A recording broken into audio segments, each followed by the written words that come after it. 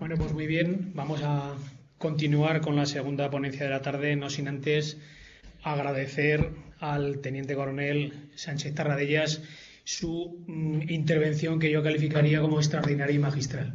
La verdad es que nos ha hecho ver una perspectiva histórica que los que profesionalmente nos dedicamos a la historia no la solemos tratar desde ese punto de vista que esta tarde hemos podido comprobar, y que además nos da una idea de que muchas veces las situaciones y los desenlaces tienen una consecuencia de una serie de acontecimientos históricos que desde luego no solamente son los que aparecen en los libros de texto. Así que muchas gracias de nuevo.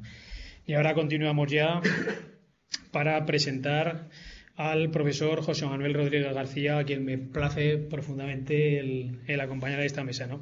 Es doctor en Historia Medieval por la Universidad de Salamanca y ha cursado estudios de grado y posgrado en la Universidad de Edimburgo, en Escocia, y ha realizado también estancias de investigación en la Universidad de Ruhr-Bochum, en Alemania.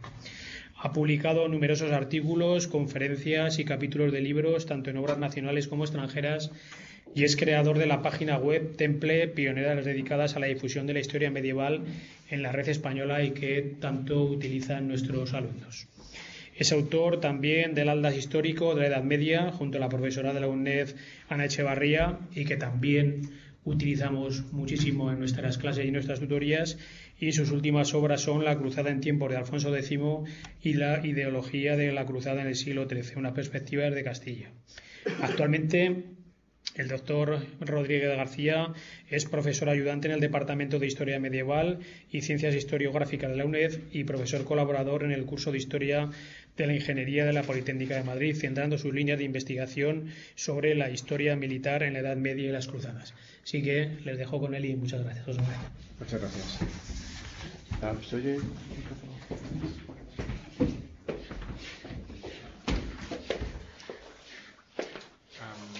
¿Se ve algo o no se ve nada?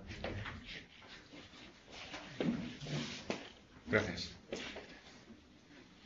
Bien, quería empezar la charla agradeciendo la colaboración de la Academia de Logística del Centro Social de Calatayud para organizar estas conferencias y sobre todo agradeciendo la intervención del teniente coronel profesor Sánchez Tarradellas, que me ha parecido magnífica, de verdad, y que me parece una base estupenda para iniciar mi conferencia.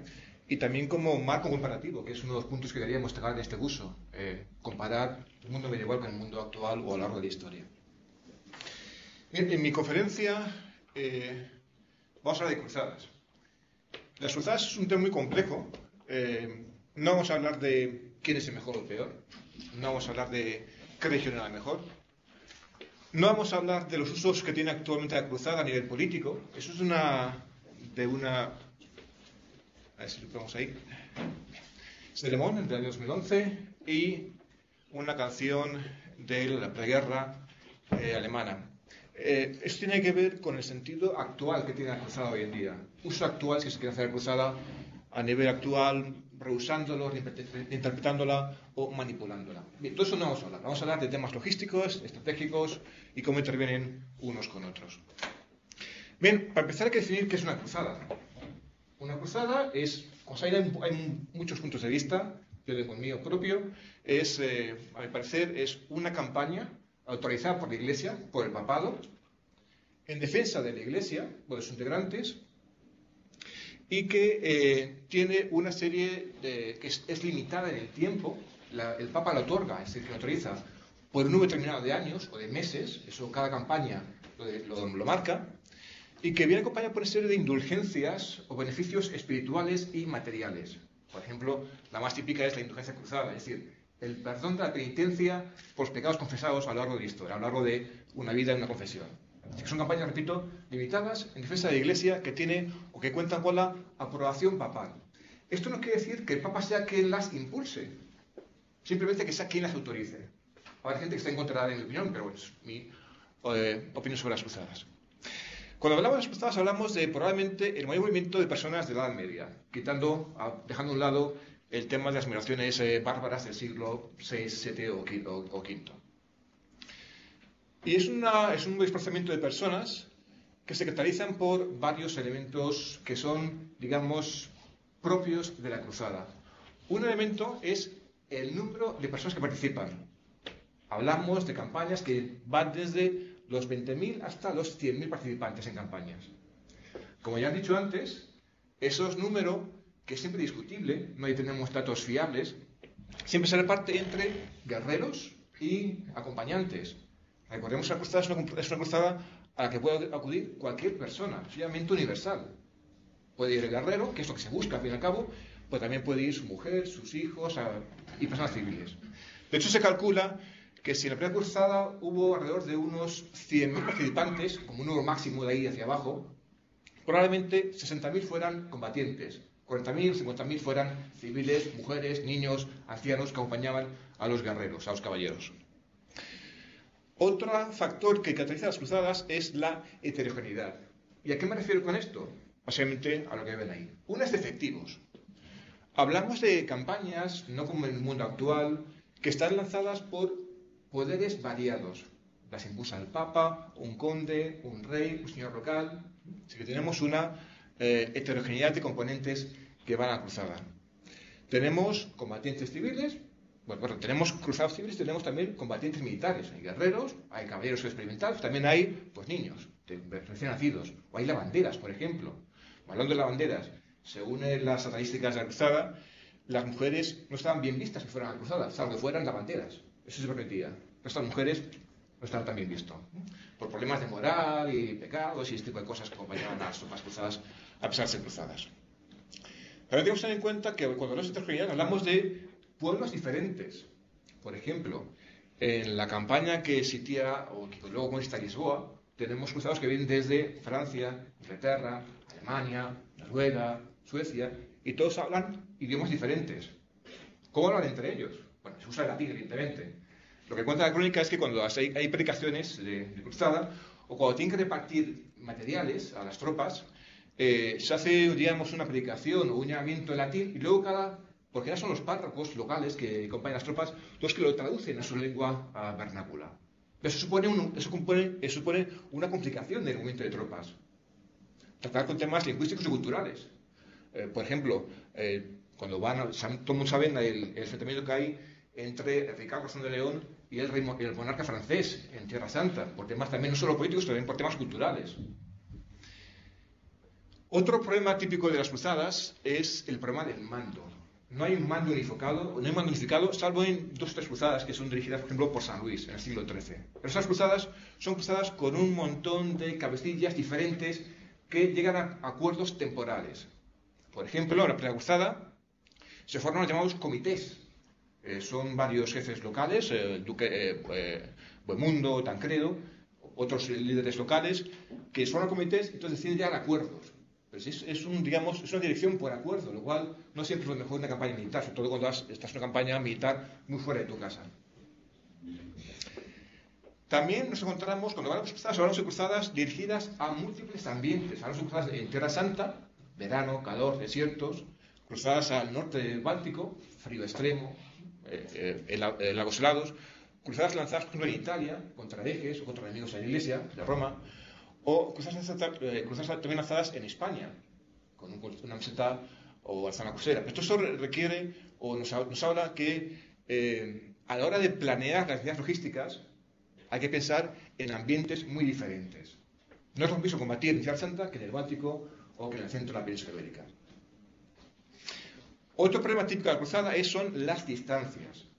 Aquí yo voy a hablar sobre todo de cruzadas ultramarinas, es decir, las lanzadas a Tierra Santa, Siria, Anatolia, Egipto, y también las verdaderas cruzadas lanzadas contra el Báltico, lo que es un día Letonia, Lituania, parte de Ucrania, sur de Rusia, o Alemania, la zona de Prusia Oriental.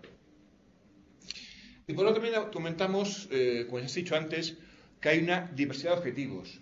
No es lo mismo hacer una cruzada para conquistar una ciudad, por ejemplo Jerusalén, objetivo claro, que para acabar con un poder limitado o para acabar con un pueblo pagano que vive en chozas en mitad del bosque.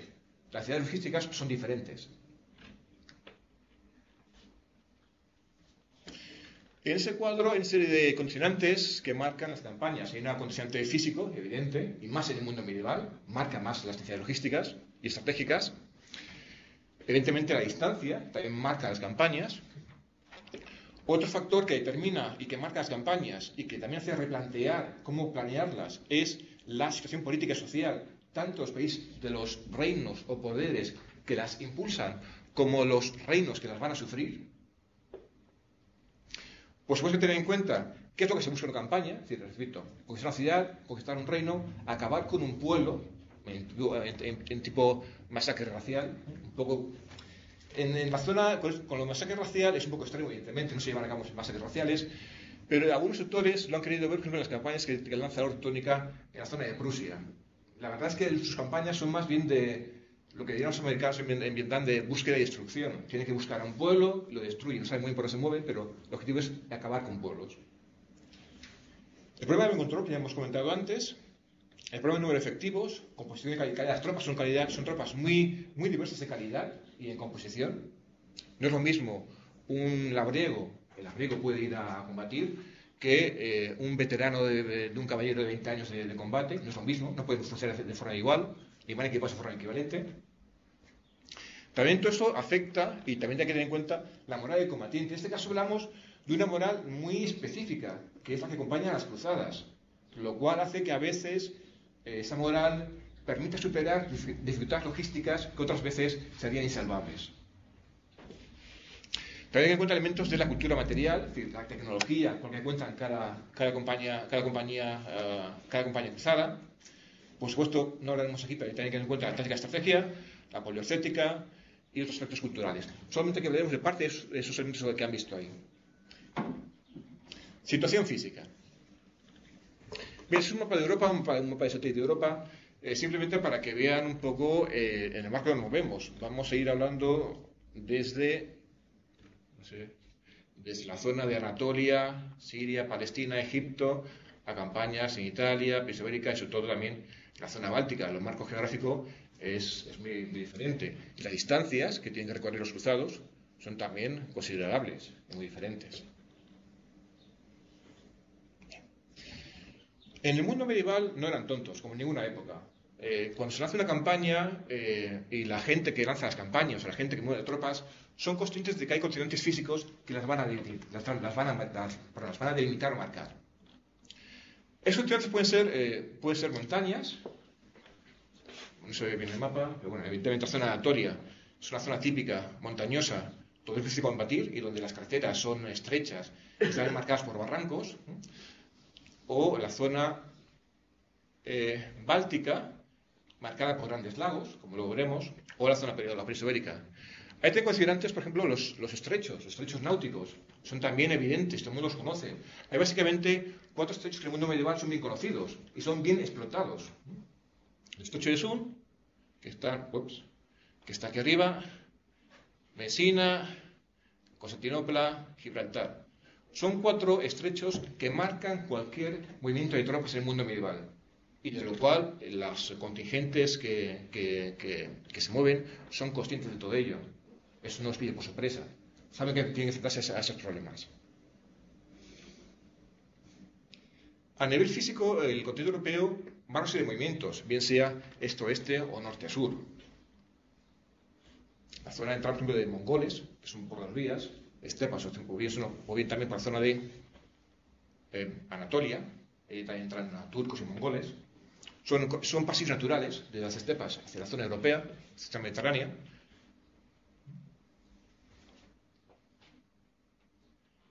Otro corredor típico, histórico y natural es el que va desde Egipto hasta Siria, cosa Palestina. Y lo que ven ahí, esas flechas, esto he pedido el color, pero eso son flechas azules. Eso marca unos vientos. Los vientos que van desde marzo a septiembre y que marcan la navegación marítima en el Mediterráneo, que son claves para entender cómo se desarrolla cruzada en ultramar, porque delimitan la llegada de efectivos a ultramar.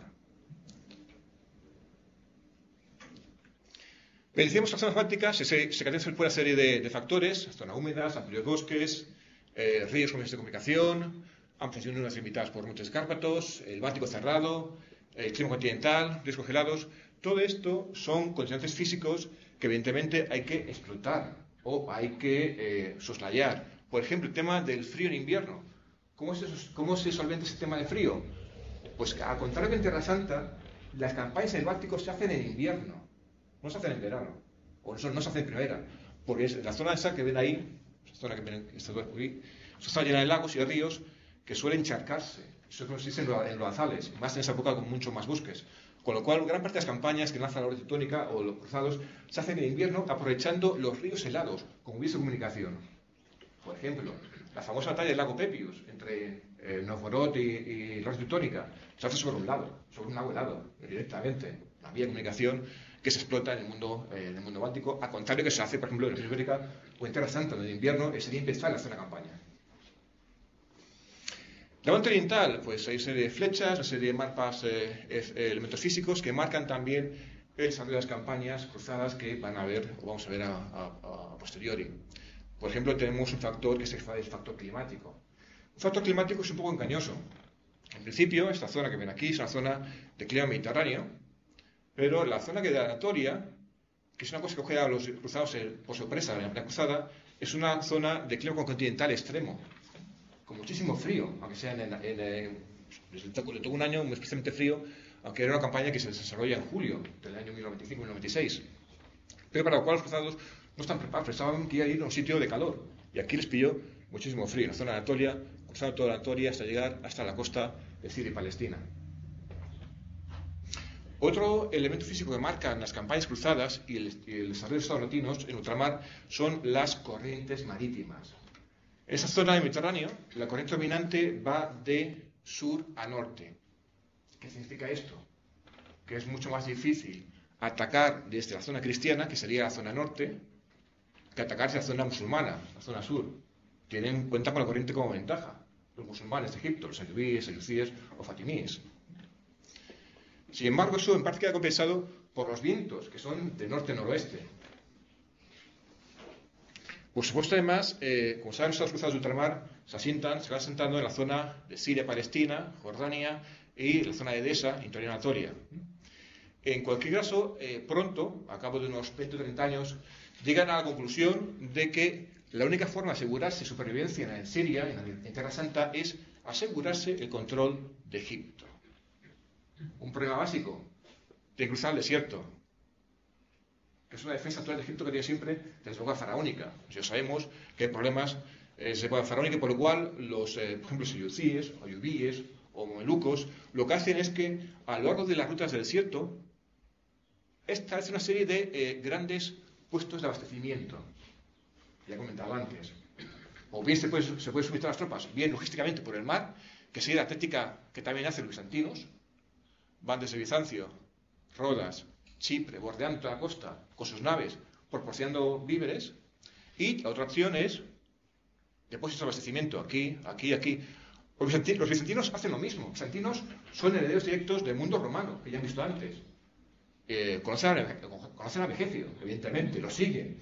De hecho, Vegecio probablemente sea el mayor bestseller del mundo medieval. Si tú ibas a casa de un caballero, probablemente tuviese una copia de una Biblia y una copia de Vegecio, casi seguro, en su casa, como los únicos libros. Y conocen a Vegecio. El Imperio Bizantino lo sigue fielmente en muchos aspectos y lo desarrolla. Han hablado antes de que en el mundo romano la capacidad de carga de una persona, de un infante, era unos 40-45 kilos. Bien, esta carga es la que también se especifica en manuales de guerra bizantinos del siglo X. Capacidad de infante para llevar en alguna ruta, 40 kilos. Un caballo con armas, 80 kilos. Una mula de carga, 100 kilos. Eso es lo que vienen los manuales bizantinos. Ahora bien, una cosa es la teoría y otra cosa es la práctica. La teoría se basa en el mundo romano, desarrollos bizantinos. La práctica ya es mucho más compleja. Entre otras cosas porque en el mundo romano cuentan con buenas calzadas por toda la zona de Anatolia, que van desde la Constantinopla, zona de Anatolia, norte-sur y este-oeste, solo hay una este-oeste, y luego bajando llegan hasta Heraclea, que es digamos la puerta de los Montes Tauros, y baja hacia Antioquía, que es la puerta de Siria, hacia abajo. Y esas calzadas romanas, el agua bizantina, a menos en el siglo XI, que es cuando empiezan las cruzadas, esas calzadas romanas están visto ya deterioradas. Con lo cual, lo que marca el manual bizantino, teóricamente, ya no es tan viable en el siglo XI, o a fin del siglo XI. Pues sencillamente las vías romanas están bien muy deterioradas.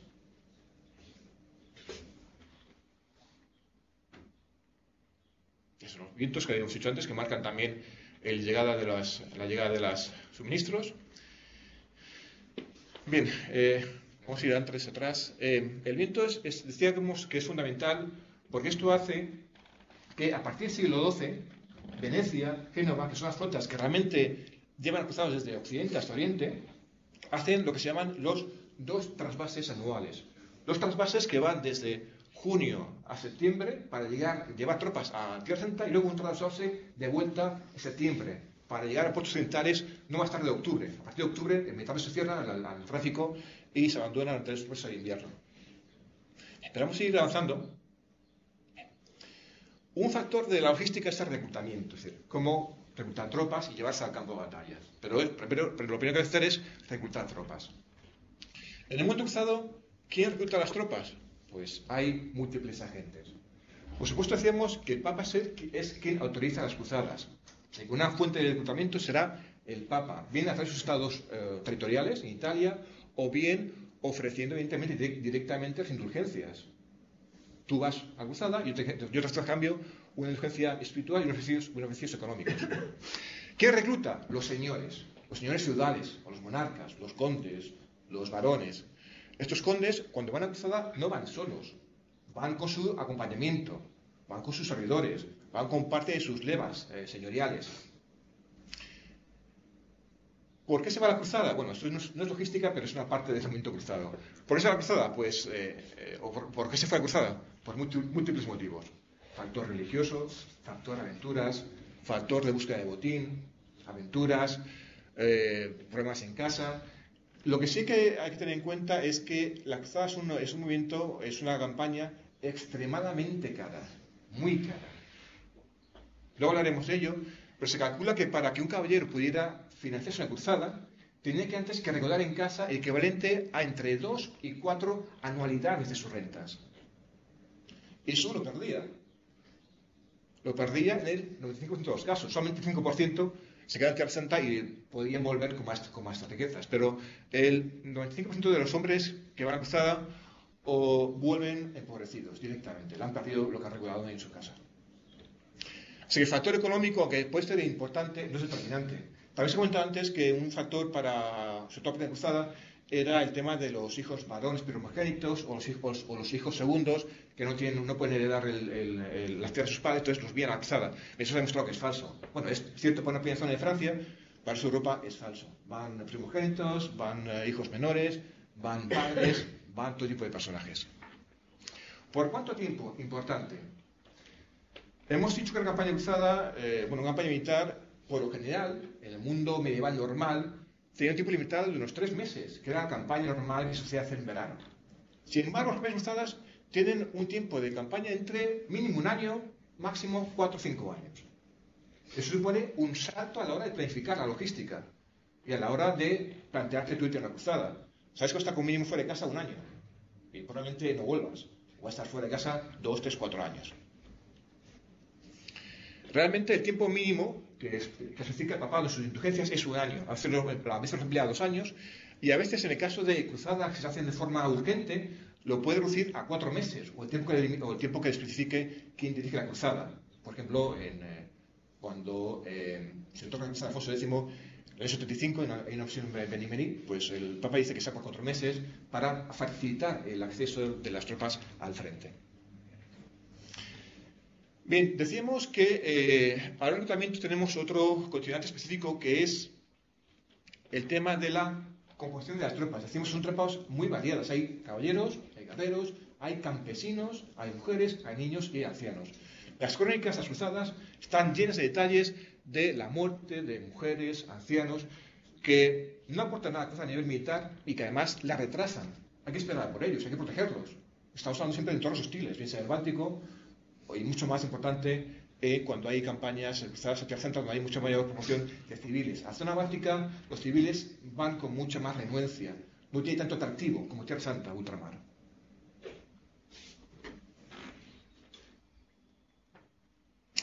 Bien, ¿cómo se financia la cruzada? Bien, pues básicamente hay 2 entidades que gestionan o que financian la cruzada. Una entidad básica es el papado, la Iglesia. El papado lo hace básicamente a través de 2 elementos fundamentales. Uno es aportaciones directas de la Iglesia. Por ejemplo, el Colegio Cardenalicio, o Estados Pontificios. Y otro es las concesiones famosas, lo que se llama la 10ª o 20ª cruzada. ¿Qué es esto? Pues es un impuesto sobre las rentas eclesiásticas, equivalente al 10 o 20% de sus ingresos anuales. Y que el Papa la puede ordenar que sea durante 1, 2, 3, 4, hasta incluso 5 años. Hay campañas que se financian a 5 años vistas. Y que el Papa ordena que se financie con una 20ª de sus rentas, pues cantidad. ¿Cómo se financian estas cruzadas? Bien, eso es una parte. La Iglesia da una parte. Bien por presión directa, bien por impuestos sobre rentas eclesiásticas. Otra parte, y la parte del león, bueno, no la parte del león, pero sí una parte importante, son aportaciones propias de cada combatiente, de cada cruzado. De ahí decíamos antes que muchos combatientes tienen que empeñar o vender sus propiedades, lo cual va a generar problemas políticos muy importantes en sus países de origen. Por ejemplo, Enrique III de Inglaterra, en el año 45, prohíbe a sus nobles que se marchen a la cruzada. ¿Por qué? Pues la hipótesis más avanzada es que para estas fechas hay tal cantidad de ventas a la Iglesia que hace que la Iglesia se haya convertido en el máximo terrateniente de Inglaterra. Y ahora dice, bueno, esto no puede ser así. No va a tener nobles con tierras, va a tener un montón de iglesia, un montón de tierras y pocos nobles. Entonces el rey prohíbe que sus nobles se crucen para evitar que sus tierras sean vendidas o hipotecadas a la Iglesia. Pero una parte importante es también la autofinanciación, en préstitos o ventas. ¿Cómo también se financia la cruzada? Pues decíamos antes con empréstitos, préstamos, a bancos. ¿Qué bancos? Es un desarrollo. Ustedes saben que contribuyen a varias cosas en el mundo medieval y una cosa que contribuyen es al desarrollo de la fiscalidad en el mundo medieval, tanto a nivel, digamos, local como a nivel supranacional o suprarregional. He tenido, por ejemplo, los famosos banqueros italianos, que se destacan sobre todo en el siglo XIII. Muchas veces el Papa lo que hace es que pide dinero a los banqueros italianos y luego dice, bueno, yo te pagaré.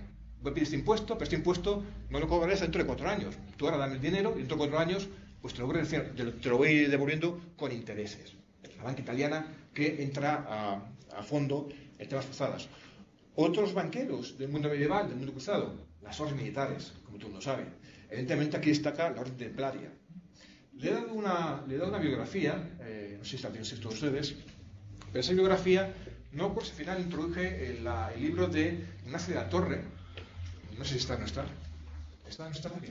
Pues Ignacio de la Torre es un profesor de económicas, es del mundo privado, pero hizo la tesis doctoral en Historia Medieval de Poronet, y tiene un magnífico libro sobre los templarios como banqueros. Es decir, yo creo que es un libro de referencia a nivel internacional. Su tesis final es que realmente hubo un uso de templarios y al final se lo quedan los franceses, pero bueno, eso es una tesis más discutida. Pero lo importante de su libro es que explica perfectamente cómo los templarios hacen de banqueros del movimiento cruzado. Bien, tenemos el dinero. Y para las cruzadas se financian con moneda, con dinero. ¿Cómo llevamos ese dinero a Tierra Santa? ¿Cómo lo llevamos al Báltico? ¿Cómo lo llevamos a Riga? Hay que transportarlo.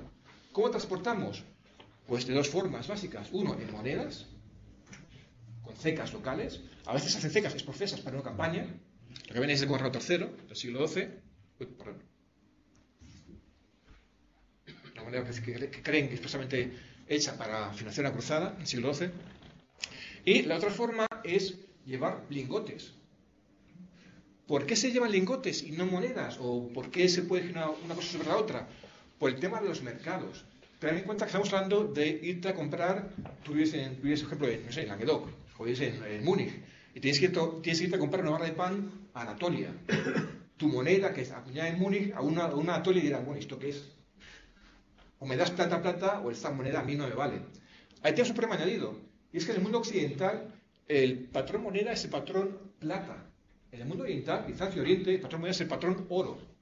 Con lo cual muchas veces la plata que se lleva desde Occidente no está muy bien vista en Oriente y tiene que hacer cambios en mitad de camino.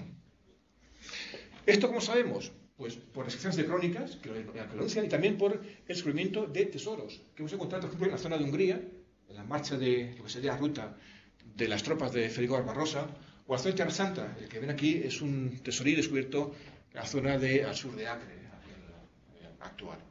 Sin embargo, ven, mientras que está la plata, lo que hacen en Tierra Santa ya es que acumulan oro, que es el patrón moneda en Oriente, oro en vez de plata.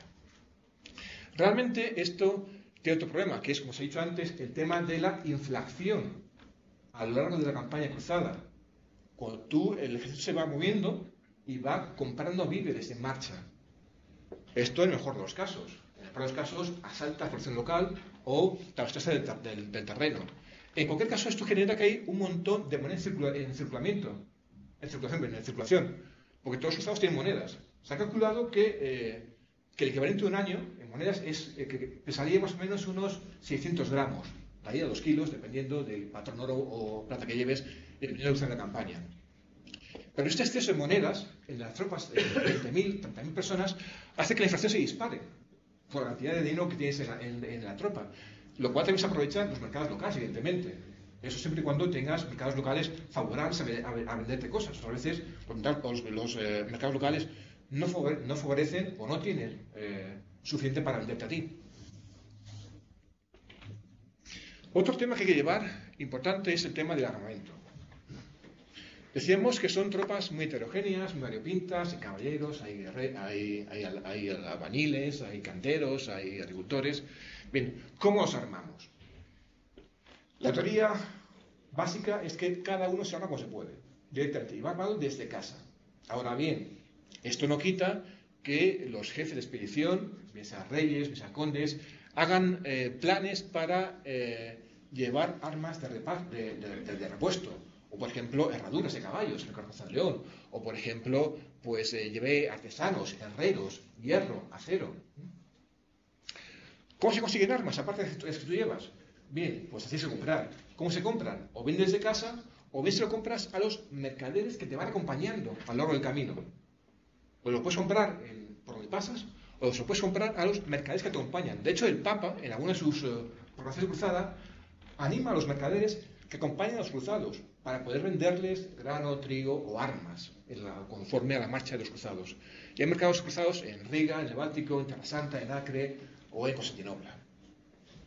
Otra forma de conseguir armamento y luego transportarlo es que te lo presten. Por ejemplo, un señor feudal tiene la obligación de armar a sus vasallos. Por ejemplo, lo que hace el obispo de Cádiz con algunos caballos suyos, el obispo de Toledo con caballos suyos en la conquista de Cádiz, que también tiene rango de cruzada.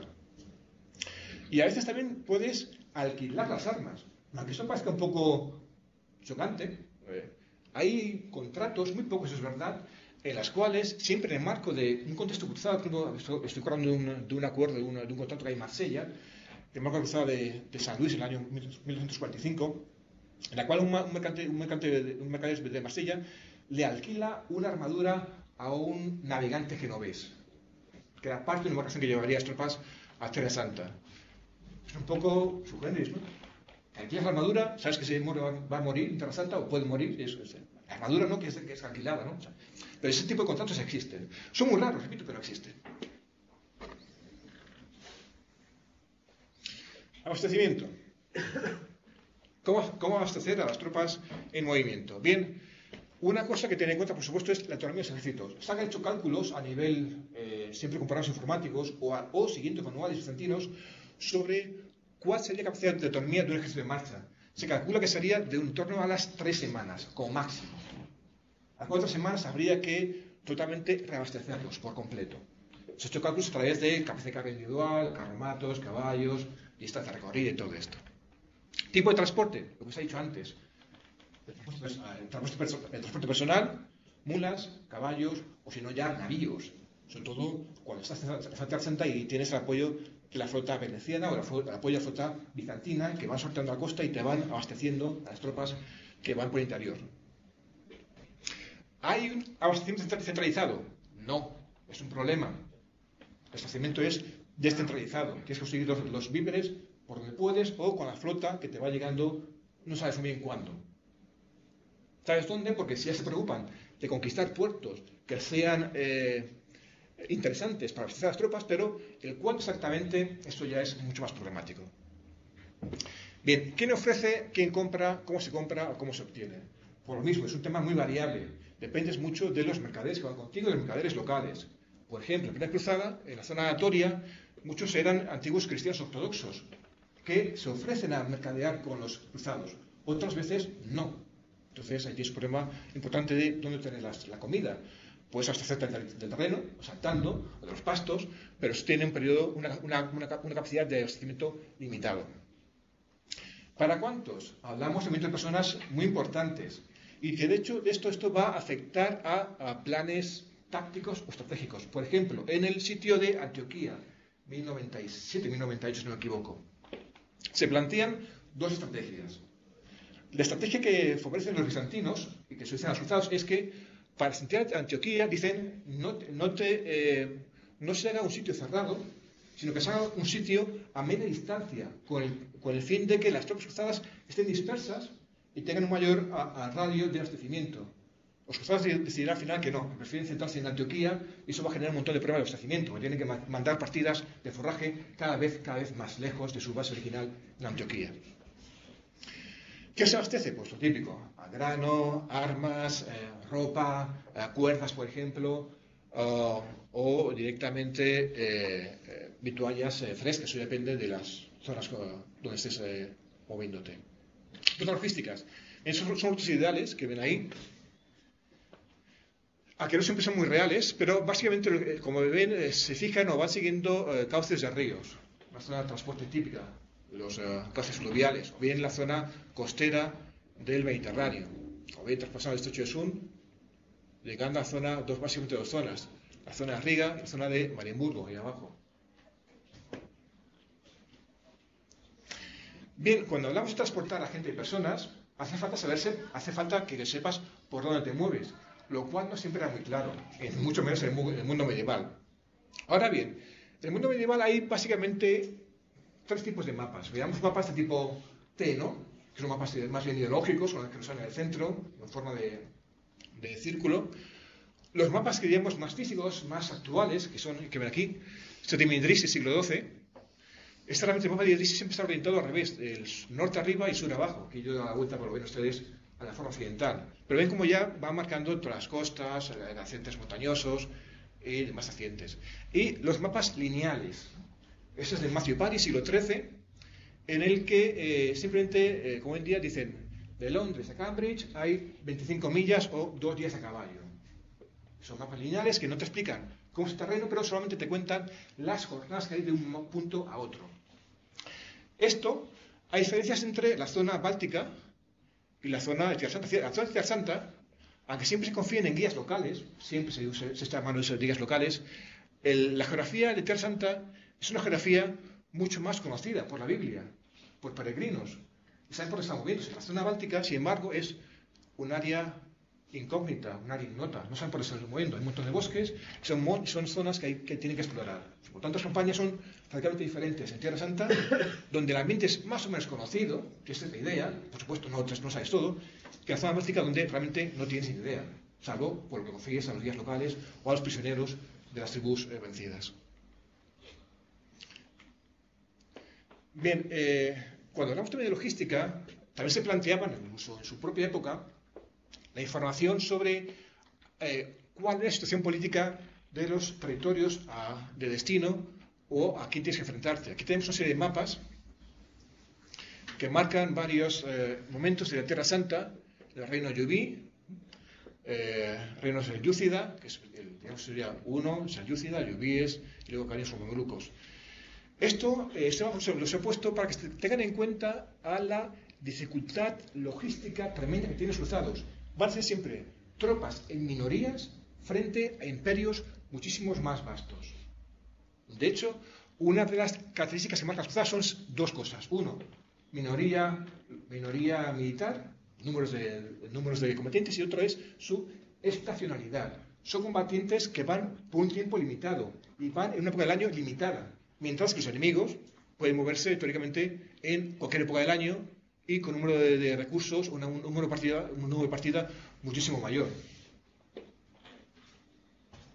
En el frente báltico el tema es diferente. En el frente báltico es una iglesia, ven cómo iría armado un cruzado, ven cómo iría armado pues una de los mismos tribus probablemente prusianas del norte de Alemania. Bien, en la zona báltica la situación política es totalmente diferente. Ahí tenemos un montón de tribus independientes que a veces se combaten entre sí, lo cual va a facilitar la conquista y la pacificación del territorio. En principio, no siempre. Por ejemplo, la zona de Prusia, que vale por aquí abajo, sí, por aquí abajo, va a ser conquistada y partida varias veces por revueltas de los pueblos prusianos.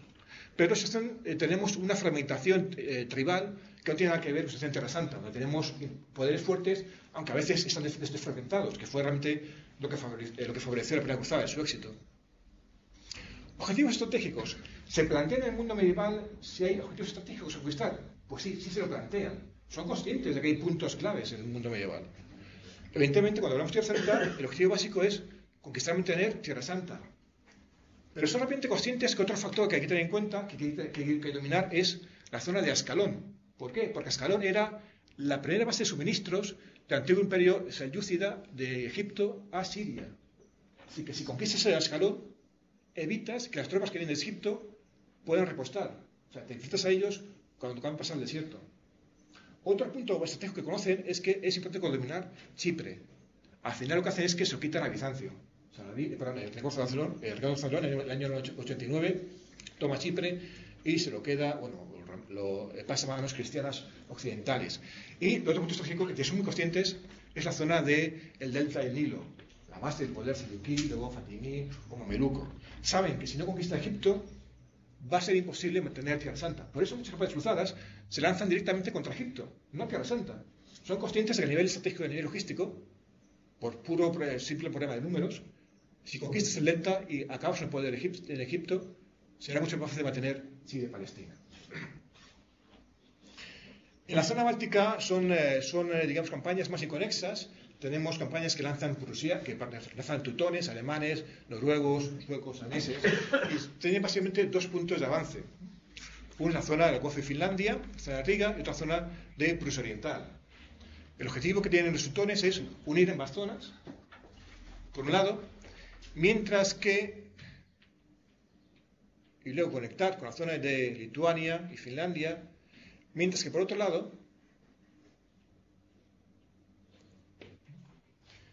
aquí los cruzados alemanes se enfrentan con el problema de Polonia. Polonia es un reino católico, con lo cual en principio no pueden luchar, aunque luego se acepta en el siglo XIV. ¿Y Polonia qué es lo que busca? Lo que busca siempre, el pasillo al mar, pasillo a través de Danzig. Ese va a ser el motivo de enfrentamiento entre la Unión Teutónica y Polonia. A principios de la alianza, en el siglo XIII, a partir del siglo XIV, cuando los teutones se hacen con esa zona y taponan la vía, la salida natural de Polonia al mar, empiezan enfrentamientos entre Polonia y los teutones.